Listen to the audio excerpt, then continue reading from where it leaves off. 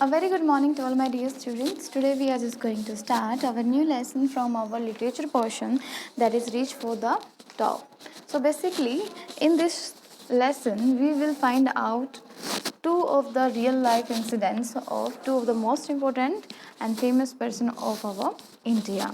So basically we will find out two inspirational stories of two sport persons, we can say. In the first we are just going to discuss about the Santosh Yadav, as today we are going to discuss. Another part is all about Maria Sharapova. So in this we have to get some kind of inspiration out of this lesson. So this lesson has been included in your syllabus just to make yourself relatable to those person who have so much difficulties in their life, but still they achieve many of their success. They have just beside all these hard works, they just give their best and they just reach to the top. It means here the title significance that how a person can reach to the top or the reach to the peak, right? So I hope that you have just come across the significance of the title and what do you mean by the title here, right? So here we are going to start with the part 1, as here says about the Santosh Yadav. But before reading this, I want to tell you that this lesson which I just include in your syllabus, it has no author or writer. So here basically it's an article about Santosh Yadav.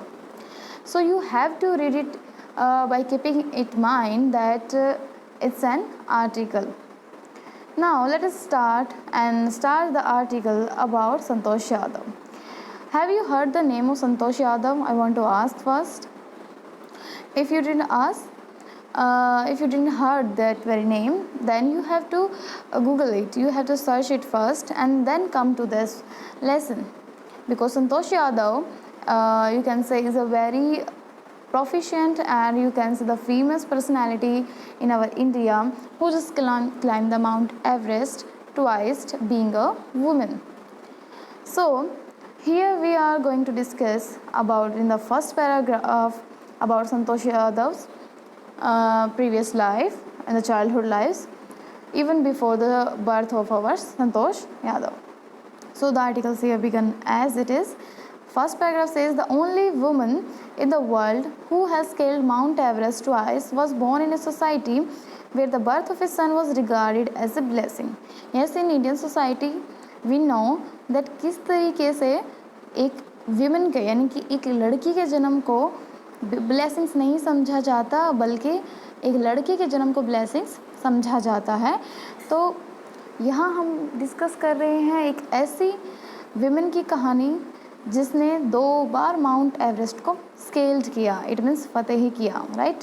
She just won the mount Everest twice. Now वो ऐसे society में उनका जन्म हुआ जहाँ पर लड़कों को ब्लेसिंग समझी जाती थी, ना कि लड़कियों को. एंड डॉटर थोड नॉट कंसिडर अ कर्स. भले ही लड़कियों को एक अभिशाप नहीं समझा जाता था, बट फिर भी लड़के और लड़कियों में काफ़ी डिस्क्रिमिनेशन था, भेदभाव था, right? When her curse was not generally welcome. So यहाँ है कि जैसे जो daughters हैं उनको generally welcome नहीं किया जाता था, right? When her mother was expecting संतोष, जब संतोष की माँ को संतोष होने ही वाली थी, I mean at the 9th month when Santosh was inside the womb, a traveling holy man. तो जैसे हमारे यहाँ साधु संत हैं वो उनके घर आते हैं, give her his ब्लेसिंग्स, वो उनको अपनी ब्लेसिंग्स देते हैं. Assume that she wanted a son. उनको ये लगा कि शायद ये लड़का ही चाहते होंगे, तो उन्होंने अपनी ब्लेसिंग दी कि तुम्हें लड़का हो, क्योंकि in the womb we can not determine either here the born out will be a girl और not. Okay, so but to everyone surprise, but सभी को सरप्राइज हुआ. To unborn child's grand mother, यानी कि संतोष की दादी ने, जो वहाँ जहाँ हमारे संत बैठे थे उनके पास खड़ी थी, टोल्ड हिम, वो उनको कहती है that they did not want a son, वो लड़का नहीं चाहते. The holy man was also surprised. वो होली मैन जो संत महात्मा थे वो एकदम से सरप्राइज हो जाते हैं.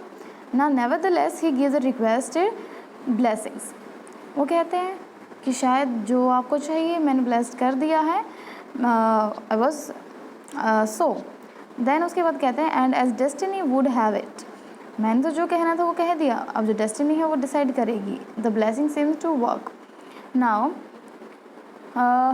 वो कहते हैं कि आपको आपके मन के अनुसार ही, जो आपका मन है, लड़का हो चाहे लड़की हो, वट एवर विद दैट, जो भी आपको सही लगे वो हो, अब बाकी सारा भगवान के हाथ में है।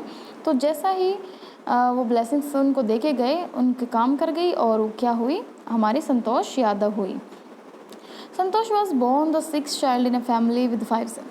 अब हमें पता भी चल गया कि उनकी ग्रैंड मदर को उनको एक ग्रैंड डॉटर क्यों चाहिए थी, इसलिए चाहिए थी बिकॉज उनके पास ऑलरेडी 5 ग्रैंड सन्स हैं। सो अब हमारी संतोष जो है वो सबसे छोटी है और 6 चाइल्ड है फैमिली की। इनसे बड़े इनके 5 भाई हैं, ये एक लौती सिस्टर है 5 ब्रदर्स में। She was born to small village of Joniyawas of Rewari district in Haryana. अब उनका जन्म कहाँ हुआ, एक छोटे से गांव में, जोनियावास जिनका नाम है, कहाँ पड़ता है, रेवाड़ी डिस्ट्रिक्ट में, हरियाणा में। सेकेंड पैराग्राफ ये says the girl was given the name Santosh. अब बच्ची का नामकरण हुआ तो उसको नाम दिया गया संतोष। संतोष का मतलब क्या होता है, जिसमें हर एक चीज़ की संतुष्टि हो, right, which means contentment. Contentment is also the meaning for the Santosh. So but Santosh was not always content with her place in a traditional way of life. But Santosh में संतोष नहीं था, इट मीन्स पेशेंस नहीं था, कंटेंटमेंट नहीं था अपने traditional way को लेकर, क्योंकि उसको एक ऐसी लड़कियों की ज़िंदगी जीनी पड़ रही थी जिसकी वो कामना नहीं कर रही थी, राइट, क्योंकि हमारे यहाँ लड़कियों को दबाया जाता है। She began life living life on her terms from the start. उन्होंने अपने ही टर्म्स पे जो अपनी लाइफ है वो जीना स्टार्ट कर दिए। वेयर अदर गर्ल्स वो ट्रेडिशनल इंडियन ड्रेसेस, जहाँ लड़कियाँ जैसे सूट सलवार या फिर ट्रेडिशनल ड्रेसेस जो हैं वो पहनती थी। संतोष प्रेफर शॉर्ट्स, संतोष को शॉर्ट्स पसंद थी। Looking back she says now, अब वो मेमोरीज़ को याद करके कहती है, from the very beginning I was quite determined. मैं शुरू से ही काफ़ी डिटरमाइंड थी, इस चीज़ को दृढ़ थी, इस चीज़ को लेकर, that if I choose a correct and a rational path the others around me had to change not me. अगर मैं कुछ सही करती हूँ या फिर मैं कुछ ऐसा हटके कोई रास्ता अपनाती हूँ तो दूसरों को चेंज होना है उसके अकॉर्डिंग, मैं उनके अकॉर्डिंग चेंज नहीं होंगी, कि सोसाइटी मुझ पर भार नहीं कर सकती इस चीज़ के लिए, that I have to change according to their needs, right. In the third paragraph we come to know the Santosh parents was affluent landowners who could afford to send their children to the best schools, even to the country's capital, New Delhi, which was quite close by. But in the line with the prevailing custom in the family, Santosh had to make do with the local village school.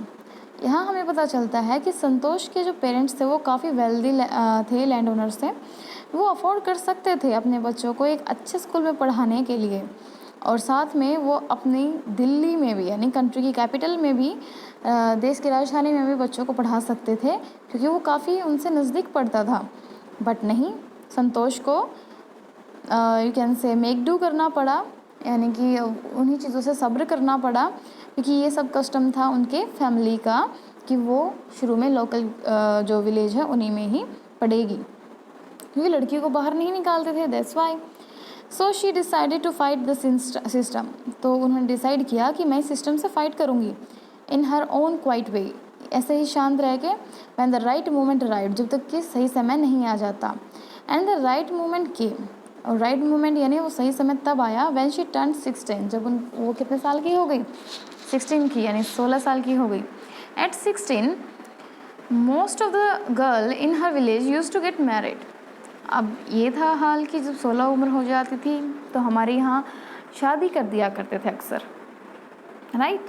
Santosh was also under pressure from her parents to do the same. अब संतोष को भी उसके parents जो थे वो pressurise कर रहे थे कि तुम्हें भी 16 साल की, यानी कि तुम 16 साल की उम्र में शादी कर लो। Fourth paragraph moving towards he says a marriage as early as that was the last thing on her mind। वो कहते हैं कि इतनी जल्दी मैरिज करना, जो मैरिज तो उनके लिए सबसे आखिरी चीज़ है, उससे पहले तो उनको बहुत चीज़ें करनी हैं। तो she threatened her parents that she would never marry if she didn't get a proper education। तो उन्होंने अपने पेरेंट्स को धमकी दे डाली कि वो तब तक शादी नहीं करेंगे जब तक उनको प्रॉपर एजुकेशन नहीं मिलती। She left home and got herself enrolled in school in Delhi. उन्होंने अपना घर छोड़ दिया और अपने आप को दिल्ली के एक स्कूल में भर्ती करा लिया, रिक्रूट करा लिया, एनरोल्ड करा लिया। When her parents refused to pay for her education, she politely informed that of her plans to earn money by working part-time to pay her school fees.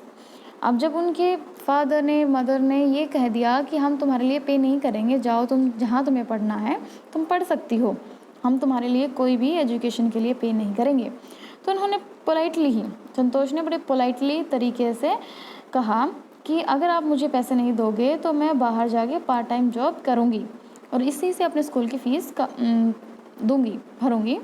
So after that उसके parents को agree होना पड़ा उसकी education के लिए पैसे देने के लिए, क्योंकि उनके लिए एक शर्म की बात है कि उनकी लड़की बाहर काम कर रही है। Now fifth paragraph says, wishing always to study a bit more and with her father slowly getting used to her urge for more education. अब हमेशा एक से मतलब वो कहते हैं ना कि एक थोड़ी ललक उठना, संतोष में वो ललक थी, वो कामना थी, वो विश थी कि वो थोड़ा और पढ़े, थोड़ा और पढ़े, थोड़ा और पढ़े, क्योंकि उसके फादर जो है वो थोड़ा थोड़ा उसको अर्ज करने लगे थे कि वो और ज़्यादा पढ़ें। Santosh pass the high examination and went to Jaipur.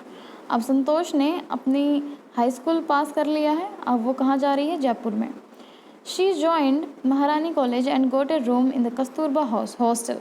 Remember this, उन्होंने जयपुर में अपना जो है महारानी कॉलेज है वो ज्वाइन कर लिया है, और वो कहाँ रहती है, कौन से हॉस्टल में? कस्तूरबा में। Santosh remembers Kasturba hostel face the Aravalli hills. अब उनको ये है जो बिजनेस सिनेरियो है वो हमें बताया जा रहा है कि नाउ कस्तूरबा हॉस्टल जो है वो अरावली हिल्स जो जयपुर में ही है, उन हिल्स की तरफ उनका फेस है। It means that was a pretty landscape they used to live there. I used to watch villages from my room.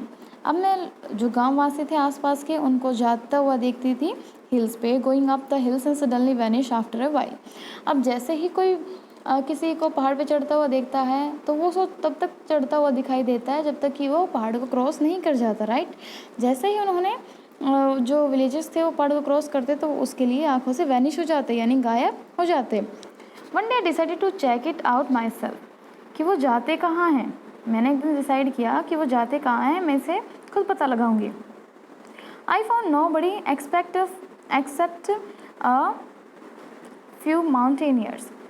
अब उन्हें जब वो पहाड़ के पास गई उनको क्या मिला, वहाँ पे कुछ पर्वतारोही ही मिले जो माउंटेन्स को फतेह करते हैं, स्केल करते हैं, राइट।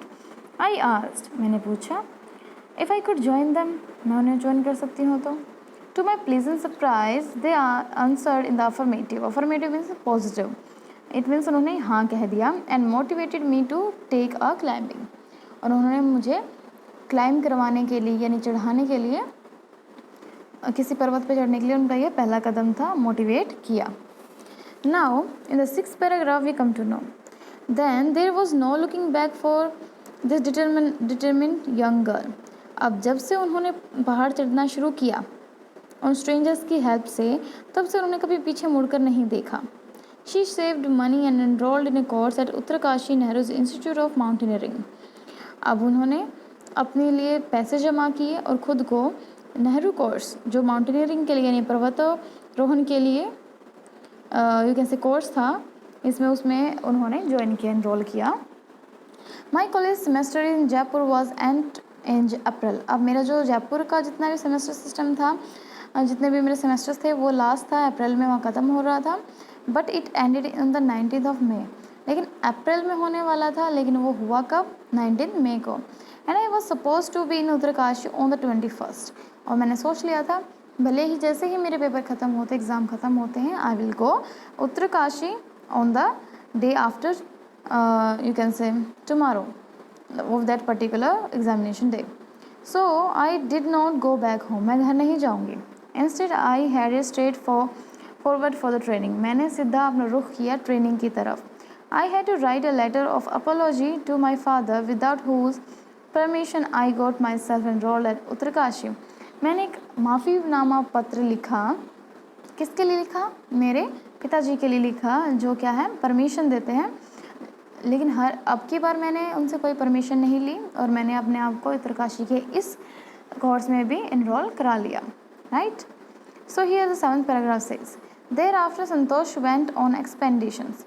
अब संतोष है वो एक्सपेंडिशंस पे यानी कि अभियानों पे जाने लगी हर साल। हर क्लाइंबिंग स्किल्स मैच्योर रैपिडली। अब वो बहुत अच्छे तरीके से जो उसके क्लाइंबिंग स्किल्स थी वो बढ़ रही थी। Also she developed a remarkable resistance to cold and altitude. अब उनको हाइट से और सर्दी से दोनों से ही अच्छी तरीके से रेसिस्ट करना आ गया था, लड़ना आ गया था।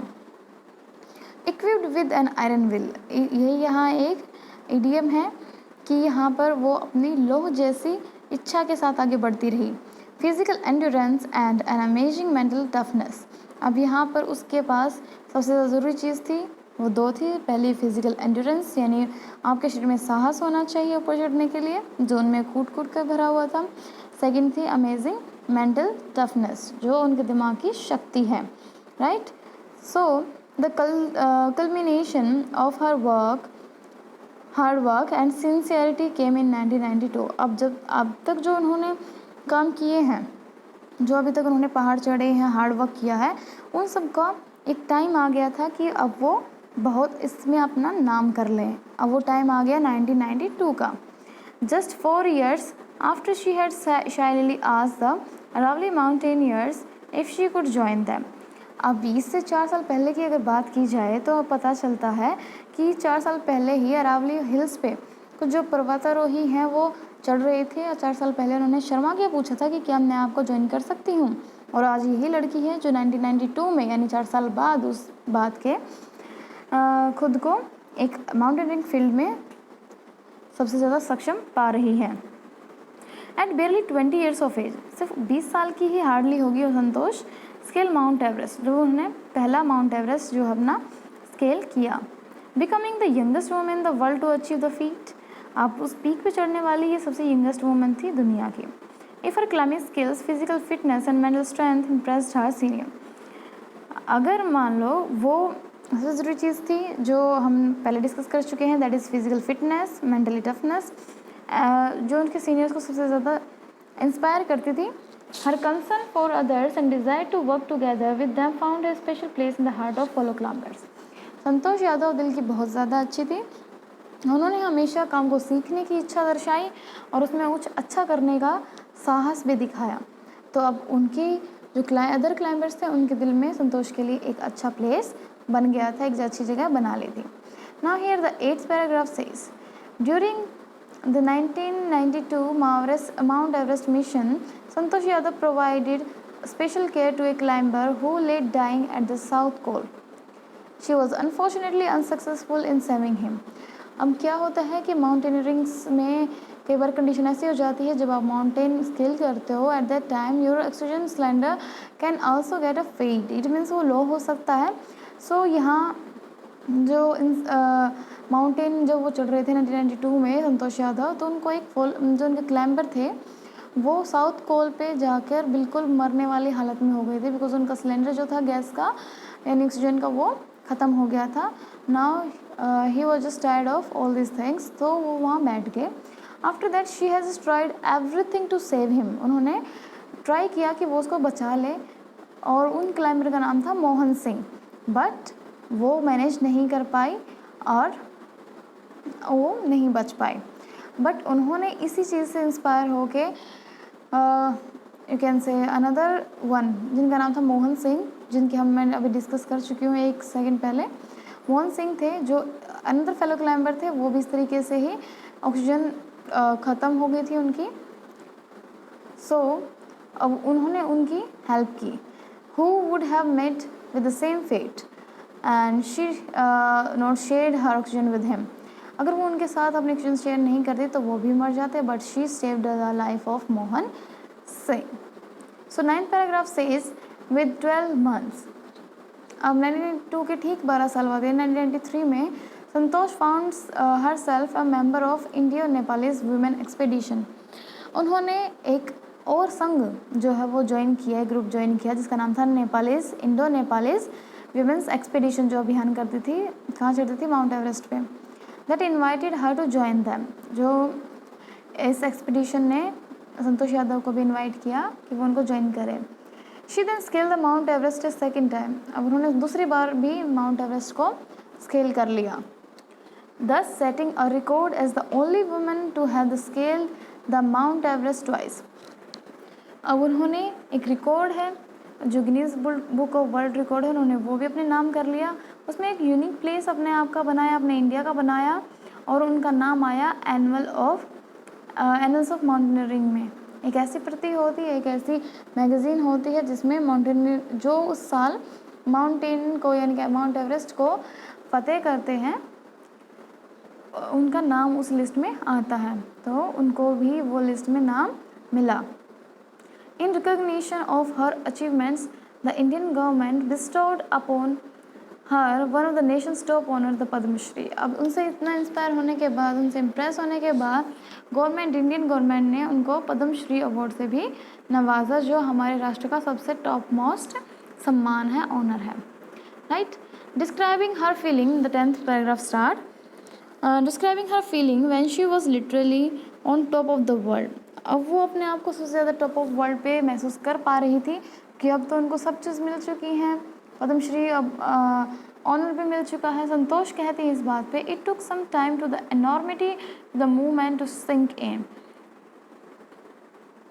अब संतोष यादव कहती हैं कि उनको टाइम तो लगा, उनको टाइम लगा इस चीज़ में डूबने के लिए, इस चीज़ में पूरा तैरने के लिए, समझने के लिए। Then I unfurled the Indian tricolour and hold it aloft on the roof of the world. लेकिन मैंने बहुत कोशिश की, हार्ड वर्क की, और मैंने अपना तिरंगा कहाँ फैलाया, इस दुनिया की सबसे ऊंची चोटी पर। The feeling is describable. ये कहते हैं कि मैं अपनी फीलिंग्स को डिस्क्राइब नहीं कर पा रही हूँ, but I am really very glad to being a part of this very movement. The Indian flag was flying on the top of the world. It was truly a spiritual moment. I felt proud as an Indian. अब जिस time मैंने अपना झंडा फहराया, तिरंगा फहराया, उस time पे मुझे बहुत गर्व हो रहा था that I am an Indian. Also a fervent environmentalist. Here वो कहते हैं कि वो एक जोश से भरी हुई एक पर्यावरणवासी भी है, इन्वायरमेंटलिस्ट भी है, बिकॉज जो इन्वायरमेंट की तरफ देखते हैं, जो अपने आप को इन्वायरमेंट का सहायक समझते हैं, उन्हें हम इन्वायरमेंटलिस्ट कहते हैं। Santosh collected and brought down 500 kilograms of garbage from the Himalayas. अब हिमालयाज में जो गार्बेज था, कूड़ा था, प्लास्टिक था, उनका 500 किलो उन्होंने वापस लेकर आई, यानी कि उन्होंने साफ़ किया इन्वायरमेंट को हिमालय के। So this is an article which is just all about Santosh Yadav, in which we are just going to feel some of the things that how can a person be so you can say fervent nature that she being a woman and she was living under the circumstances under which she can never made herself so much relatable to the mountaineering, but yet she did it because she has so much strength and she has a strong determination in her to do the things, right? So basically she was also a good woman, good nature person, also an environmentalist, and India's top honored Padam Shri, which we can say Padam Shri is honored women in our India.